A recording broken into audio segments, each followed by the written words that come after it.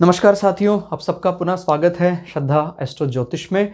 आज हम लोग आपके लिए लेकर आए हैं तुला लग्न की कुंडली।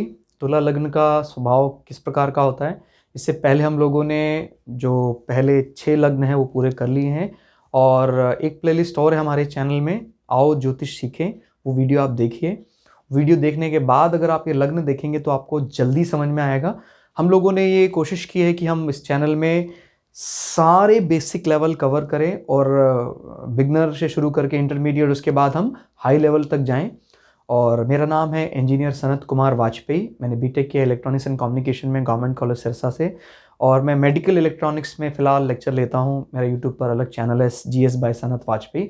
बट एस्ट्रोलॉजी मेरा पैशन है और हम लोगों का काफ़ी लंबे समय से ये विचार चल रहा था, हमारे कई मित्र हैं कि हम क्यों ना इस पर एक चैनल बनाकर इस ज्ञान के सही रूप को सबके सामने रखें। तो यही हमारी कामना है कि ये ज्ञान पूरे भारत में नहीं, पूरे विश्व में जो सही स्वरूप है सब तक पहुँचे। और प्राय जो भय रहता है, यार कम डिग्री का ग्रह मेरी कुंडली में बैठा है या अस्त ग्रह मेरी कुंडली में बैठा है, क्या हो जाएगा, मेरा नीच हैं सारे ग्रह तो भाई मेरा जीवन तो ख़त्म हो जाएगा, इस प्रकार के सारे भ्रम हम दूर करने के लिए आए हैं।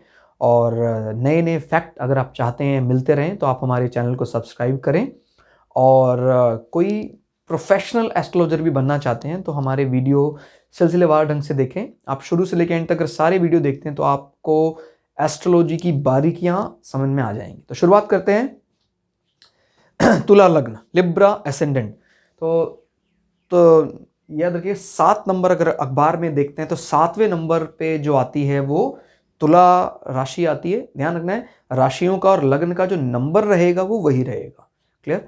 लेकिन हमारे जीवन में एक समय पर 2 अलग अलग लॉर्ड चल सकते हैं। जैसे मान लीजिए मेरा कर्क लग्न है और तुला राशि है, या तुला लग्न है मेष राशि है, और इन दोनों के मिलन से एक मेरी पर्सनैलिटी बनती है, इंटरनली और एक्सटर्नली दोनों रूप से। तो दोनों रूपों को समझना जरूरी होगा अगर आप किसी के बारे में भविष्यवाणी कर रहे हैं। क्योंकि बाहरी रूप तो हमें दिखता है लेकिन उसका इंटरनल स्वभाव लग्न ही बताता है। क्लियर? तो इससे पहले हमने 6 लग्न कंप्लीट किए थे। अब तुला लग्न की बात करें तो तुला लग्न के जो स्वामी हैं वो हैं शुक्र। अब शुक्र यहाँ स्वग्रही हमने दिखाए हैं हालांकि, लेकिन शुक्र इन 12 घरों में से कहीं भी बैठ सकते हैं। जैसे यहाँ पहले घर में, दूसरे घर में, तीसरे, कहीं भी बैठ सकते हैं और उस प्रकार से उनका फल मिलेगा। लेकिन ये बात पक्की है कि तुला लग्न में सबसे पहले लग्न का जो अधिपति है उनको ढूंढा जाए। अगर उनकी स्थिति अच्छी है तो जो उसकी पर्सनैलिटी है वो बहुत अच्छी होगी और वो व्यक्तियों के साथ अच्छे से कोऑर्डिनेट कर पाएगा। लेकिन अगर उसका लग्न जो है वो दबा हुआ है तो होगा क्या? मान लीजिए किसी का लग्न का लॉर्ड खराब है, राशि का स्वामी अच्छा है, तो क्या बाहरी रूप से तो बेशक से वो आपको ठीक ठाक दिखता हो, लेकिन अंदर अंदर वो व्यक्ति बड़ा मतलब डिप्रेशन में रहता है। सही शब्द यही होगा। क्लियर? लग्नाधिपति अगर कमजोर स्थिति में है तो वो बाहरी दिखावा तो करेगा खुशी का, लेकिन उसको वो खुशी है नहीं, वो दबा रहता है। तो लग्नाधिपति का अच्छा होने का मतलब ये भी है कि आप पर बीमारियों का, समस्याओं का कोई ज्यादा असर नहीं होता है। क्लियर? तो आपको ध्यान रखना है। शुक्र यहाँ बहुत अच्छे माने जाएंगे। इनफैक्ट शुक्र को कहते हैं मूल त्रिकोण, ये यहाँ मूल त्रिकोण माने जाते हैं और इनको बहुत अच्छा यहाँ रखता है। तुला राशि या तुला लग्न में बहुत अच्छा रहता है। हालांकि ये जो 2 नंबर जो वृषभ लग्न है या कहीं वृषभ राशि है, सॉरी, वहां भी ये क्योंकि स्वग्रही इसके भी स्वामी शुक्र ही हैं, यहां होंगे तो भी अच्छा होगा। लेकिन हमें ये बात भूलनी नहीं चाहिए कि ये 8वां घर भी है। तो 8वें घर के जो कह सकते हैं, प्राय जो कह सकते हैं ऋणात्मक स्वरूप जो दिखाई देता है, क्योंकि समझने का कोई ना कोई मापदंड तो होगा। हालांकि यहां पर कोई भी ऋणात्मक घर नहीं है, कोई भी जिसको कहते हैं हमारा, जिसके जीवन में कोई इंपॉर्टेंस ही नहीं, यार ये तो होना ही नहीं चाहिए था, ऐसा नहीं है। लेकिन एज यूजुअल जो प्राय बातचीत चलती रहती है, भाई खराब खराब, तो उस श्रेणी में आकर मैं कहूं तो ये प्राय 6, 8, 12 एक प्रकार से हमें सामाजिक दृष्टि से एक प्रकार से हमें गलत घर माने जाते हैं कि भाई इसमें होगा तो भाई भय, मृत्यु, रोग, ये सब दिखाता है। लेकिन वो अलग बात है कि इन सब चीज़ों का हमारे जीवन में रिलेवेंस है, नहीं तो फिर मृत्यु लोक का अर्थ ही गलत हो जाएगा। क्लियर? या ईश्वर के प्रति जो प्रेम जगाने वाले घर हैं वो भी 4, 8, 12 हैं। इसमें 6 को भी हम इस प्रकार से शामिल कर सकते हैं कि कोई व्यक्ति व्याधियों से पीड़ित रहता है तो, और उसका 12वां घर भी अच्छा है, या 6 घर में जो है वो 12वें घर को देखता भी है, तो फिर वो कहीं ना कहीं अटैच होना शुरू हो जाता है मोक्ष के प्रति। उसको मन करता कहता है जीवन में कुछ नहीं रखा अब तो। फाइनल डेस्टिनेशन तो देखो वही है, लेकिन क्योंकि हम लौकिक संसार में हैं तो कर्मण्यवादी कारस्ते जो फिलॉसफी है उसको भी डिनाई नहीं कर सकते। भाई कर्म करो, और कर्म कब होगा? जब हमारे पास शरीर होगा, है हमारे पास धन होगा, तो ये सब चीज़ों को भी हमें देखना जरूरी है। तो हर चीज का कोई ना कोई इंपॉर्टेंस है। तो अगर मान लीजिए शुक्र यहां हो जाते हैं तो 8वें घर को भी बलि कर देते हैं, लेकिन जिस प्रकार से 8वें घर का स्वभाव है कि भाई एक प्रकार से यहां कोई ग्रह आता तो उसको मैलिफिक बना देता है, थोड़ा क्रूर बना देता है, तो वो फिर एक प्रकार से हम ये कह सकते हैं कि व्यक्ति का स्वभाव इसके इर्द गिर्द घूमता रहेगा, क्योंकि ये क्या है, लग्न, और लग्न का स्वामी कहीं भी बैठता है फिर उसका रडार वहीं चला जाता है। मतलब शायद किसी परिप्रेक्ष्य में ये बात अच्छी भी लगे कि कोई बच्चे का जन्म हो और शुरुआत से ही वो मृत्यु, मोक्ष, इस पर रिसर्च करना शुरू कर दिया, हिडन सीक्रेट्स के बारे में, कोई ऐसी बातें, रहस्यमय बातें उनको जानने में वो बड़ा माहिर बन जाता है।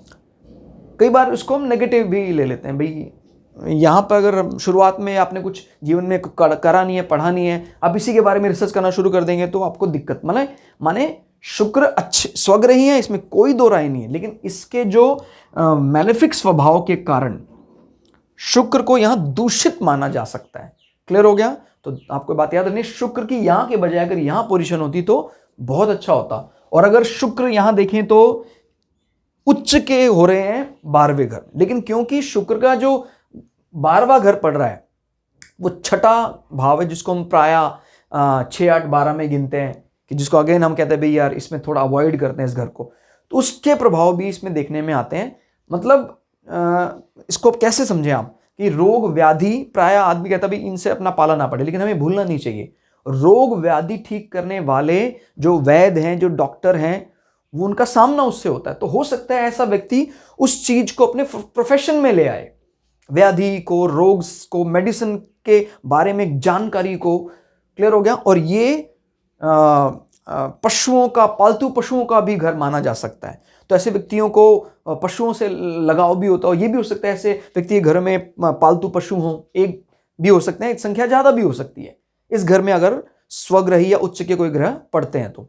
लेकिन अगर यहां पर कोई नेगेटिव प्लैनेट आ जाते हैं, मतलब माने जो इससे क्लैश हो रहे हैं, नेगेटिव में चले जाते हैं, तो फिर वो बजाय कि मोक्ष के, वो तंत्र मंत्र, जादू टोना, इन सब बातों पे चले जाते हैं। समझ रहे हैं आप? कहां तो ये एक पॉजिटिव रिजल्ट देना शुरू करना था एक अच्छे ग्रह के स्वग्रही होने पर, और कहां ये फिर उस एंगल में मुड़ गया जो हमें संसार में और टिपिकल चीजों के साथ फंसा देगा, कठिन कर देगा जीवन को आसान करने के बजाय। इसी प्रकार से कहां तो उसने उसको डॉक्टर बना दिया अच्छा होने पर, और कहां वो अपने ही घर में वो डॉक्टरों के कारण परेशान है, माने वो बार बार औषधियां उसको खाना पड़ता है। ठीक है, देखो 6 और 8 में फर्क है बहुत बड़ा। 6 पीड़ित है तो उसको बार बार औषधि खानी पड़ती है, डॉक्टरों का चेहरा देखना पड़ता है। 8 पीड़ित अगर नहीं है तो उन बीमारियों का कोई खास असर नहीं होता उसके ऊपर। लेकिन क्या है, मान लीजिए 6 पीड़ित है, 8 भी पीड़ित है, तो बीमारियों के कारण जो कष्ट होगा वो ये देगा 8वां घर। ठीक है? और 12वां अल्टीमेटली आपसे व्यय करवाता। अब ये व्यय दोनों दृष्टि से हो सकता, अच्छा बुरा। भाई आपने कोई आलीशान महल खरीदा, वो भी एक अच्छा, बहुत अच्छा व्यय है, लेकिन वो अच्छी चीज के लिए व्यय। और क्योंकि ये विदेश भूमि को भी रिप्रेजेंट करता है, तो अगर ये अच्छा हो जाता है तो आप विदेश में जाकर अच्छी सेटलमेंट ले सकते हैं। जो भी पैसा लगा रहे हैं वो अच्छी जगह लगता है, आपका व्यय अच्छा होता है। अगर ये खराब है, इफेक्टेड है इसका प्लैनेट, इसका जो लोड है वो इफेक्टेड है। यहाँ इसका लोड कौन है? यहाँ पर तुला लग्न में 12वें घर का स्वामी है बुध। और यहाँ पर देखने वाली बात यह है, ये भाग्य का स्वामी भी है, यानी ये त्रिकोण भी है। इस कारण से जैसे मैंने पहले भी बताया था, जब कभी ऐसा हो जाए 9 और 12 दोनों एक ही ग्रह आ जाए, तो ये क्योंकि बहुत ही ज्यादा पॉजिटिव घर माना जाता है, ये तो हम फिर इसके नेगेटिव इफेक्ट को ओवर रूट कर देते हैं। मतलब हम बुध को यहां पर फंक्शनल मैलेफिक नहीं मानेंगे, फंक्शनल बेनिफिक ही मानेंगे, क्योंकि वो 9वें घर का स्वामी भी है। क्लियर हो गया? तो अगर शुक्र यहां, नॉट शुक्र, बुध यहां बैठ जाते हैं स्वग्रही होकर, तो विदेश से कुछ फायदा, फॉरेन लैंड से कुछ फायदा, या देखो ये भी, इसको भी सीक्रेट हाउस कहा जाता है। तो इसमें सीक्रेट हाउस कैसे कहते हैं? देखो ये होता है अपने बारे में सीक्रेट जो हम दूसरे को प्रायः नहीं बताना चाहते हैं। ये है वो सीक्रेट जो दूसरे हमको नहीं बताना चाहते हैं। क्लियर? तो इससे वो भी कुछ आइडिया लगाया जा सकता है कि भाई ये व्यक्ति जो है ऐसे लोगों के बीच घिरा है जिसको कोई सच बताता ही नहीं है। अगर ये घर पीड़ित है, तो अगर ये घर अच्छा है तो इसके आसपास जो भी लोग हैं वो इसको जो बात है वो फैक्ट बताते हैं।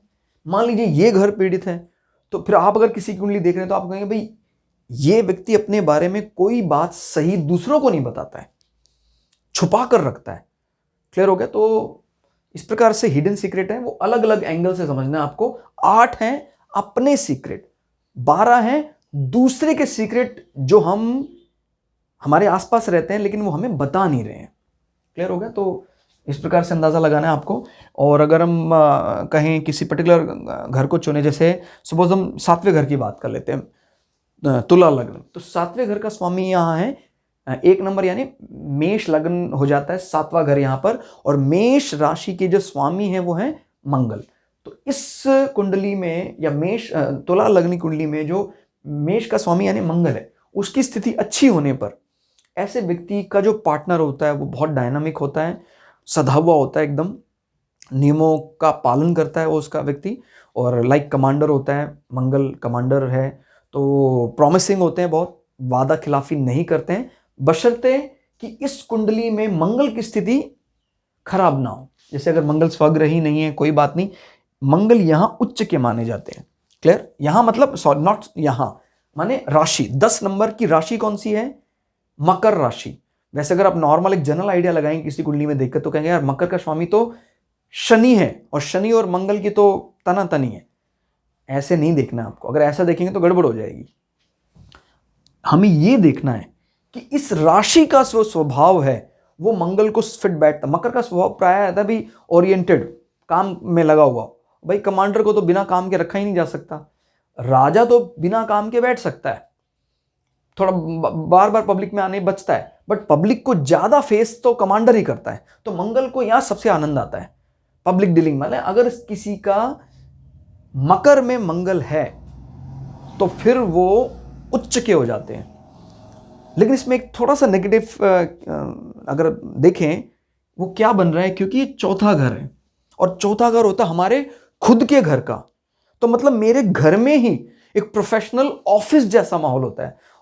मतलब कई एंगल से देखा जाए तो ये अच्छा भी है, लेकिन ये बुरा भी हो सकता है, क्योंकि हम घर में प्रोफेशनलिज्म से थोड़ा बचना चाहते हैं। माने हम फॉर्मल नहीं होना चाहते हैं, घर में थोड़ा सा इनफॉर्मल होना चाहते हैं। यार ठीक है, बस कितना तो फॉर्मल होंगे, अब समझ रहे हैं आप इस चीज को? तो वो एंगल भी आपको देखना है कि भाई आपका ऐसे व्यक्ति का घर अगर मंगल यहां आ जाते हैं उच्च के होकर, तो भाई सदा हुआ रहेगा एकदम एकदम। लेकिन थोड़ा फिर जो जिस चीज की हमें तलाश है, जो प्रेम, यहां तो भाई बेस्ट पोजीशन चंद्रमा की ही है।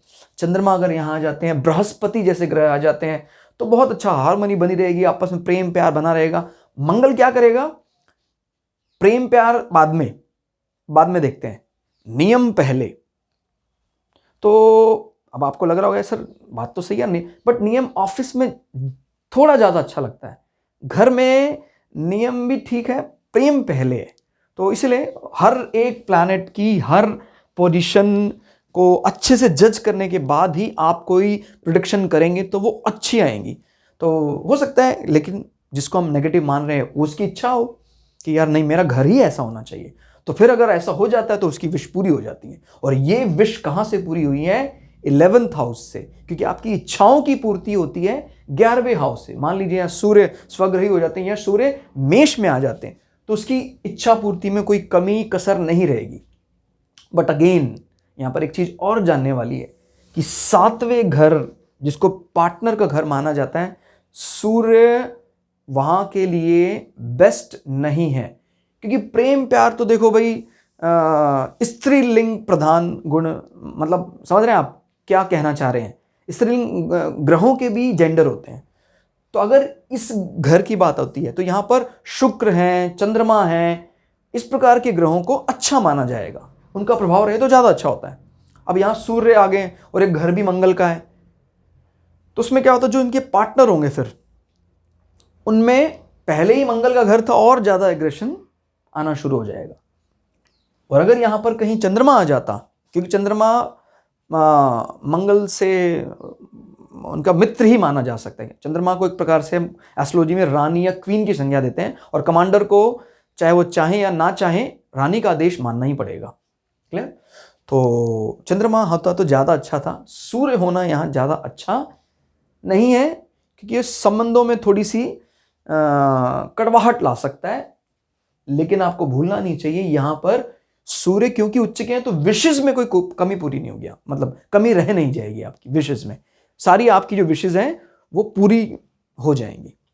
क्लियर हुआ आपको? तो ये बात समझनी है आपको कि तुला लग्न का स्वभाव बहुत ही ज्यादा बैलेंस्ड होता है। शुक्र का ये फेवरेट राशि या लग्न माना जा सकता है, और ऐसा व्यक्ति रोमांटिक होगा ही होगा। शुक्र स्वभाव से बड़े कोमल है, और साथ साथ हम वो अलग बात है, हमें राशि भी देखनी होगी, लेकिन इसमें कोई दो राय नहीं कि शुक्र का जो स्वभाव है कुछ कुछ लग्जरियस चीजों पर खर्च करना है, और संसार की जितनी भौतिक सुख है उसकी तलाश करना, ये तुला लग्न का स्वभाव है।